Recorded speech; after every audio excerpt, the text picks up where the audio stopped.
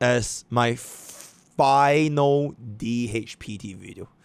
This is my final, absolute last DHPT video. We are going to be talking about, as you can see from the title, my final thoughts on DHPT, right? Entwined in the cycle of day and night, into the deepest depths of this world, adrift in the darkness that was before all else. When can I lead you out of this maze? No, I can't do it with just my eyes alone. Maybe it was never me. Maybe it was always you who could set us free.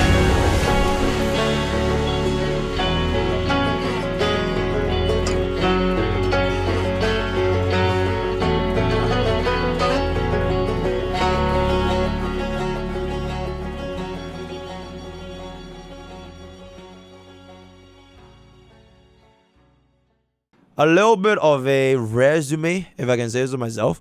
I've played bro with my free-to-play account. I've played bro with the brick account, like my Sarah's account. I played bro in the E2S1, my own account. I played bro in E6S5 in every single possible team in Anomaly Arbitration. I played bro in MOC. I played bro in Pure Vision. I played bro in Apocalyptic Shadow. I played bro in basically everything that can possibly... Okay, maybe minus DU, guys. Well, should we do another one? We have seen the tier list. We have seen his placements according to Brightwin. Tier 000.5 in Apocalyptic Shadow's MOC as well as Pure Fiction. Performance first. Where did he go? Where did he go? Oh, performance first, right? I would say at E0S0, you are clearing every single normal 3 endgame content. So your Mock, your Pafa, as well as your Apoc, you are able to sustain. And the difference between using this guy as compared to, like, for example, Bailu on my free-to-play account, it is legitimately night and day. I'm not saying that he is the absolute best, but he's really like a very considerable upgrade if you are an account that is still struggling with sustain. And I feel that this has been an ongoing issue for a lot of players that just started in version 3, or perhaps even like day 1 players, because you pull for sustain, like, I don't know, like your Luo Cha, your Fu Xuan, your Hue, the fuck, your Ling Sha and all that, right? So I understand what it's like to face those sustain issues, because surprise, I actually have the same feelings as I take my free-to-play account through endgame content, right? So if you are feeling that discomfort, right, your Hue is letting you down, your team just constantly dies, your Avenging Shield goes away in 2 seconds, you spam skill on every single one for sustain, this guy will definitely be worth. Like, if you have him for free, you just raise him. He is basically Gallagher, but better. Low-key, kind of. Actually, high-key. Because the amount of thickness, right? The amount of thickness you're getting from the shield, it is very obvious. And it is not going to be restricted by, for example, Gallagher's glaring weakness. Gallagher. Shut up! Is that he is to implant Besotted. Alright, so for modes like Apocalyptic Shadows, or rather, your modes like Pure Fiction, or bosses that moves extremely quickly like Hule, where they remove that Besotted state faster than you can get your ultimate, your sustain is gonna be hella cooked. Second of all, if your Gallagher is gonna be trying against in stages like, for example, like Ligers, right? You can see how if the enemies hit you very frequently, right? Not just like, I believe Night Tree, right? You guys have tried Night Tree. The lion spawns his goons, and after the lion hits, his goons also hit you, and they hit you like a truck, and there's nothing you can do because you can't even cut in, right? Like, high frequency attacks from enemies from like these kind of mobs, Gallagher is gonna be getting like extremely quick because your team can't move fast enough for you to get your free sustain, right? So DHPT as a free unit, right, as a literal free unit, I think he's a very solid choice for your sustain problems, right? With regards to his signature weapon, I do believe that for Anomaly Arbitration, that is, as of now, the only content that will get that S1. Because every other endgame content, even on my free-to-play account, I don't really see a super big issue of keeping my team alive. Ligas is probably the closest thing I've seen to actually like collapsing the shields, where I actually need to use my skill. Other than that, you can just fully function with basic attacks, fully skill point positive, and you are able to keep your team alive, right? Ligas is a little bit tricky. So S1, this S1 with the, okay, I can't show you guys because it's my favorite background. This S1, it gives you the highest amount of attack in the game for the HPD because of a 64% attack buff. So this 3.7k attack, I am pretty sure we're hitting at least 4.1, if not 4.2k. On top of that, you get back that +1, or rather plus the +10% health regeneration. So if you lose HP, you can still fix your mistakes with the power of S1. And sometimes when you go up against Ligas, it will be like life-changing levels of comfort. So if you still struggle with DHPD, maybe not now, but perhaps if you see yourself using bro in like version 4, especially if version 4 becomes a little bit more like, you know, shield heavy, you would want to consider getting the S1 because it is very, very comfortable. And on top of the 36% damage buff, because you're going to be giving him in the samurai. So very, very comfortable S1. If not, if you don't really have that bit of a problem keeping your team alive, you don't need the heals, then I think this any high attack light code is gonna function, right? All the other, okay, I know people ask, okay, should I use the battle pass? Should I use the 4-star? Should I use texture of memory? Should I use any? All these other light codes, it is not worth it because the amount of stats that they're giving you for like a sustain is not enough for a team.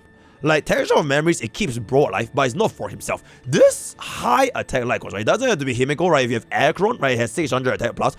It directly translates into more shields and more buffs, because everything from bro's skill is based off of shields, right? His shield is attack, his buff is attack, he's even like that, it's all attack, right? So you want to give him that as much as possible, so that pretty much gonna be it. Tracers wise, just max everything, don't really have too much to talk about it.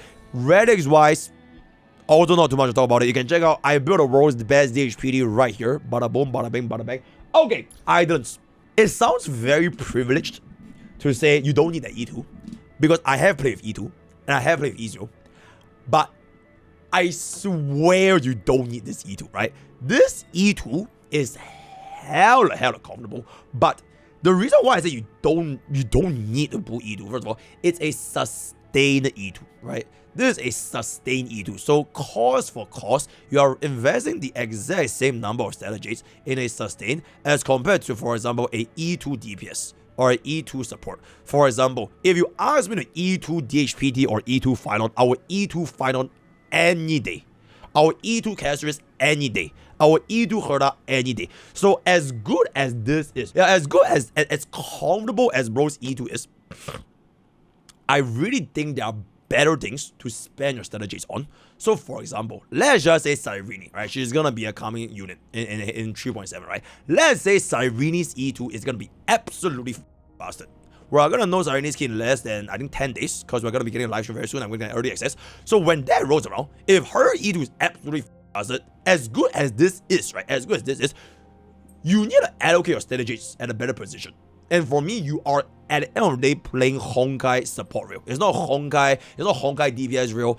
Okay, I low-key think it's a little bit like Honkai sustain real, especially with Hyacine. But that is specific to Hyacine and Anomaly Arbitration. I would still say, generally speaking, it is still Honkai support real. So because of the opportunity cost that you're gonna be incurring from getting this E2, I will frankly speaking not get it. Right? I will just say, especially as a free-to-play. As a free-to-play, you have zero business even thinking about pulling for sustained items. There's never been a single sustained item that can outlive, for example, like an E1 tip.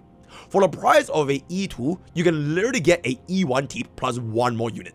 You know what I'm saying? So it's always opportunity cost. So as much as, you know, I personally felt the comfort, I have felt the additional perma cleanse on command, infinite uptime on the soul dragon, 18% res spend and +1 skill point on ultimate. As comfortable as these items are, I really would not recommend free-to-play to consider this. If you are a light spender, okay, if you are a real light spender, I still wouldn't. If you are a real light spender that's struggling with sustain, I'll just get an S1 coin done with. If you are a light spender, I think E2 is a super nice stopping point. This E4 honestly is a hell of overkill, because I don't think you're going to be facing any issues. Nobody pulls for this E4. So just for the sake of this E6, I think it's kind of okay. It's nothing too crazy. It basically makes bro as a support plus sustain at the same time. But E2 is a pretty good stopping point as a light spender, right? If you're well, then just get everything. So that is pretty much going to be it for his base kit.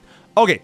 with regards to his placement in the meta, right? With regards to his placement in the meta for MrPokke, Apoc, Pure Fiction. I think in MrPokke, his first appearance was against Japar as well as Lycus. Both halves, he's sustaining very, very nicely. I think it was like very, very prominent when I was playing bro with Japar. Alright, I'm not sure if y'all remember my free-to-play clear with Japar. My Japar side was getting absolutely cooked because I was using Bailu. Okay, maybe not absolutely cooked because before we used Bailu, we literally could not clear. And after I used Bailu, we actually cleared. But granted, it is not comfortable. Now that we do have DHPD, this clear is like a lot more comfortable. So it's like this was like a super obvious increase in terms of your sustain, especially when up against like Lady of Crashing Waves, because bro does like shit ton of damage. So very nice for Lycus half. I would say at the end of the day, because I have so much experience in using Hyacine on this, he definitely doesn't feel anywhere near as comfortable compared to Hyacine. Because if you're going to be running Hyacine, you're probably going to be running Teep. If you're going to be running Teep, if you have Evernight, this team is just, it does not feel the same, right? It legit does not feel the same. So as much as I would, if you don't have Hyacine, you can still run DHPD on Lycus side, but just know that it is definitely not going to be as comfortable compared to a team with Hyacine. You can clear, but it is probably like if you run bro with Lycus, it's probably like a tier 0.5 sustain. Then every other sustain is like a tier 1 or even tier 1.5. Then Hyacine is like a definitive tier 0. Japar, he was a very comfortable. So that's gonna be for MOC. For his pure fiction performance, I honestly think his pure fiction is very nice. But a little bit unfortunate thing is that my pure vision runs before he put it was on E2 with DHPD, so I had 100% uptime on my Soul Dragon follow-up attack stacks, which means I was clearing the waves very efficiently, right? Literally almost every other hit, I'm clearing wave after wave of mobs, which made both halves 40k, 1 cycle, 2 cycle remaining. Super chill, super nice. Now, the unfortunate thing is, I didn't really exactly get to see the full potential for this rotation running E0 DHPD, E0 S0 DHPD. I think he is still gonna be more comfortable compared to, for example, Gallagher and Bailu. At least for my personal free-to-play experience, it is still gonna be more comfortable, so I will still definitely run him in Pure Fusion, but just expect the utility to be lesser when it comes to his actual damage. Because Pure Fusion is not so much a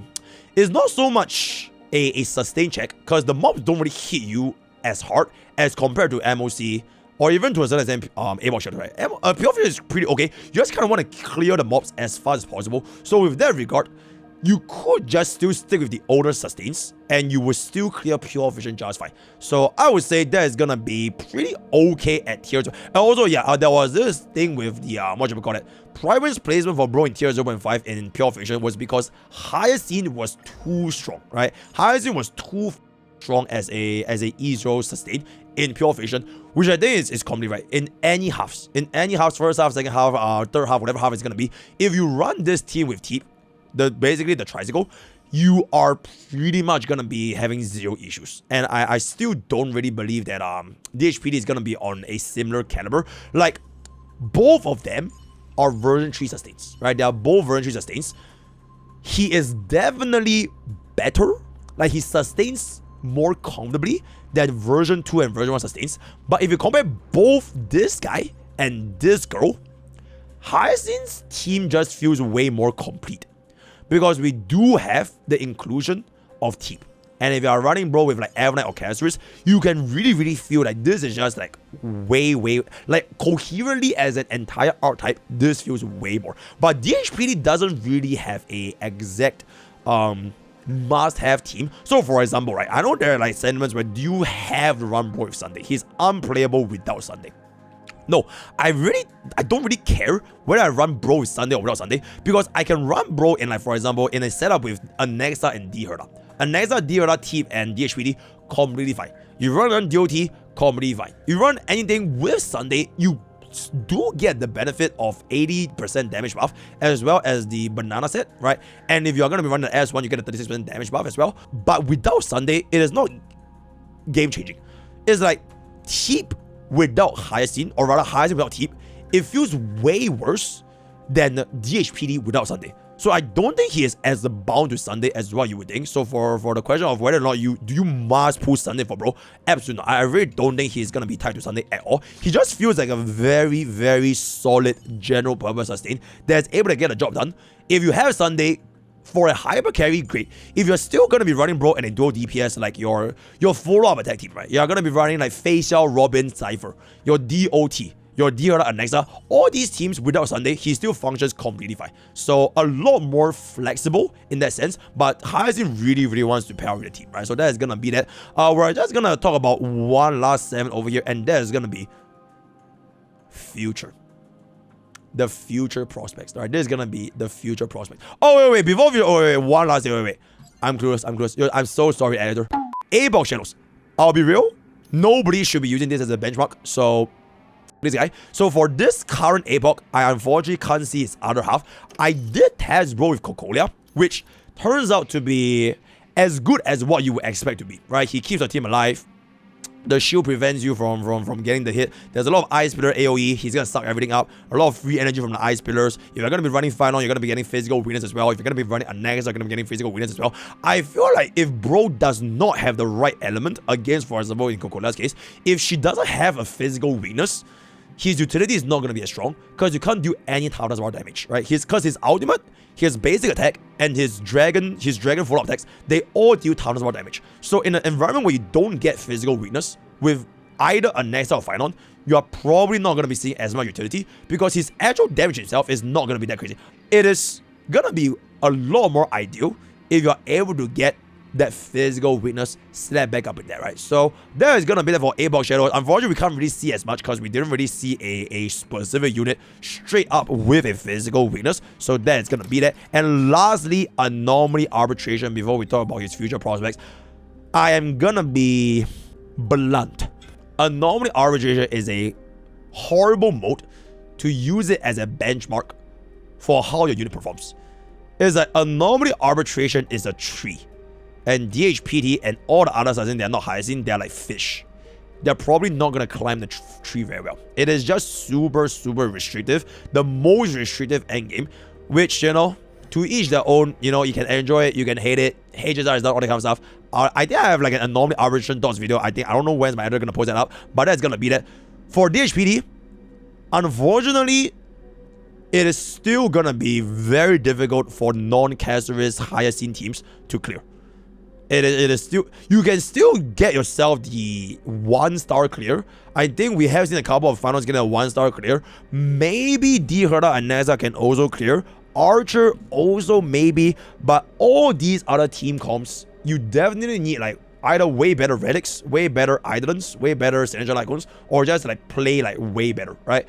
Other than that, I think this mode is really just a very straightforward check. So DHPT, as much as you can still use him, his sustain capabilities is not gonna be, it's not okay, right? It's not okay. If you do not have his S1, I actually don't think you can sustain yourself against Ligers because the mobs do way too much damage. So even if you perma spam skill and Ligers gives you the additional turn without his S1, and if you take any form of damage, especially when he transforms and he goes to the phase change, somebody's gonna die.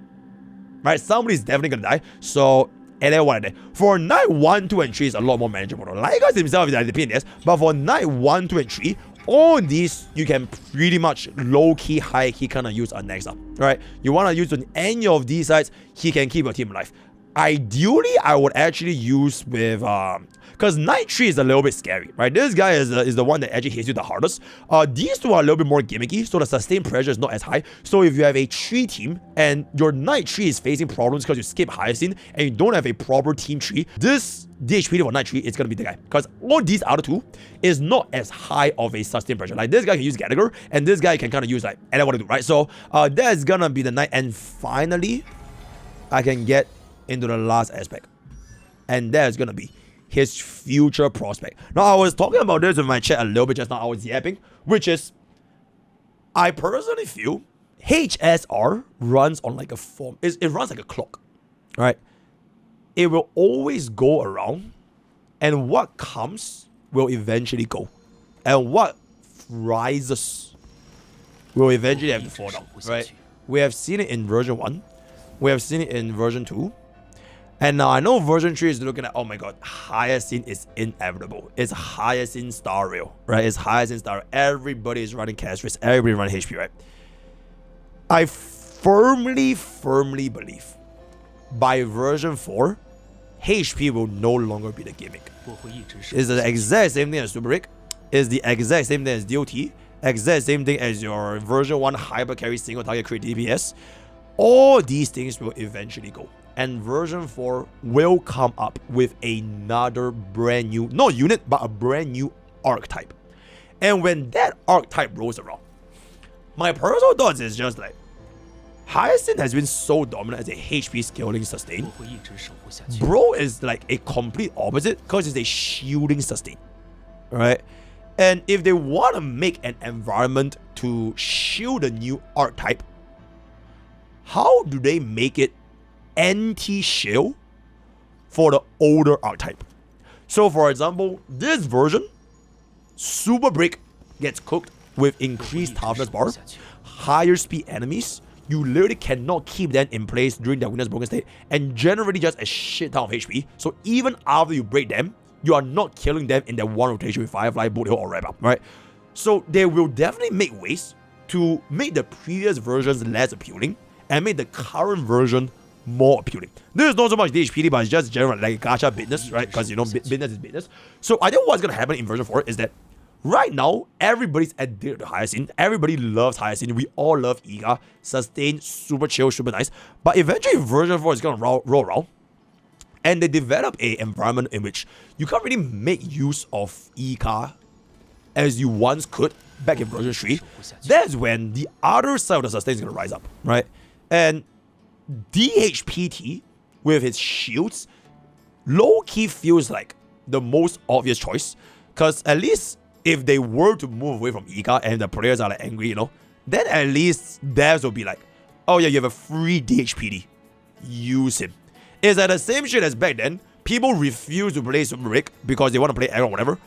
You have a free Gallagher, and I still see people with level 20 Gallaghers back in version 2, right? Back in version 2. So they kind of offer like a solution to the problem, a free solution, and this guy, I personally think, might be the solution, at least for like the earlier few stages of version 4.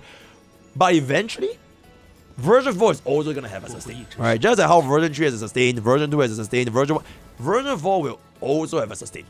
So, from a free-to-play account perspective, like for example, my current Bob account right now, right? My current Bob account right now. My Bob account is pretty locked in for Castris. This is like super well invested. I'm done. My Team 2, however, is a little bit more flexible. Yeah, my Team 2 is a little bit more flexible. So we have both of these units at E0. This entire team is E0 Ezreal, right? So basically 2 cost team, right? Then the team is going to be going with Castris, so ignore her. What I think is going to be happening is, as a free-to-play, I wouldn't hold up too much like faith or hope to keep all inning version 3, because version 4 is going to roll around, and I want to position my free-to-play account better for version 4's like the entire archetype. So I personally would save at least like 160, 200-ish pools for whatever version 4 has to throw. So the earlier version of version 4, I think it might be just not as relevant, because it has been the case for both 1, 2, and 3. All 3 versions in the past, all the 0.0 units, it gets kind of cooked, right? It's like 0.1, 0.2, 0.3. All these are like, okay, they start building up the archetype. You get to choose, do you want Firefly, do you want Red Bar, do you want Boot Hill? But that's the break archetype. And then on the other archetype, you have your Aggron, you have your Facial, your Yunli. That's for your version 2, right? Then version 3, you have your Deherda, right? Your Erudition, and then they count the HP scaling DPS, and then they have the Hyacine, you have DOT. So I feel like eventually version 4 is going to do the same thing. And DHPT is going to be there as my anchor to pivot into version 4, right? I think that is bro's purpose. So right now, I am using this. But instead of pulling for a version 4 sustain, like for example, a Hyacine, Hyacine is a version 3 sustain, if bro is good enough to act as like the free version of version 4's Hyacine, then I can do something like this. I hope that you guys are following, by the way. I hope that you guys are following. So, like, the biggest problem with version 3 at the sustain issue, right, is that we didn't have a Hyacine alternative because no one else comes close to Hyacine. You know what I'm saying? Gallagher technically was for a while, but he just doesn't really match up anymore. So, if DHPT, as a, technically he is a limited 5-star, if he can be the version 4's Gallagher, right? He is the version 4's Gallagher, And then there will be a version 4 Hyacine.